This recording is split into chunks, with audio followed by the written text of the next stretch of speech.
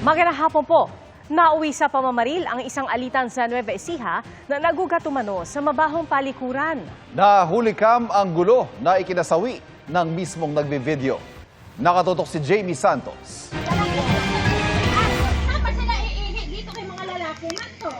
Dinig sa cellphone video ang alitan sa isang solar farm sa General Tino, Nueva Ecija nitong alas 11 ng gabi ng February 15.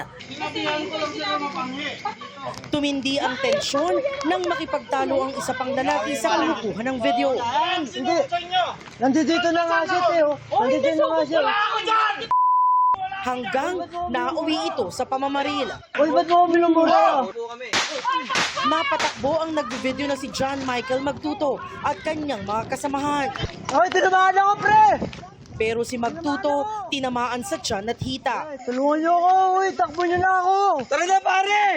Isinugod ang biktima sa ospital sa General Tino, pero nang ilipat sa ospital sa Cabanatuan, di na siya umabot ng buhay.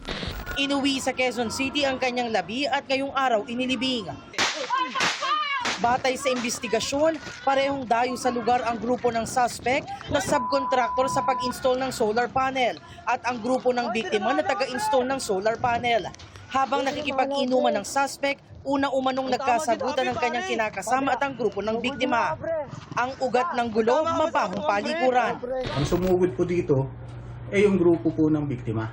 Sila po yung nanita at accordingly sa mga witness, medyo nakaramdam din ng konting takot o kaba yung sa side ng suspect. Kaya siguro po, bumunot na siya ng baril.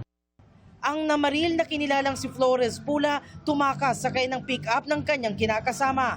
Tinutugis pa ang suspect. Noong February 16, natagpo ang abandonado ang pick-up sa bayan ng Santa Rosa. Nakuha naman ng mga otoridad ang mga basyo ng bala. Bineberika pa kung may lisensya ang baril na ginamit. Mabigat po yung kinaso natin sa kasong murder. Kung maipapaliwanag niya po yung side niya, baka sakaling bumaba po ito hanggang sa homicide. Depende po yun sa pagsusuri din po ng ating korte.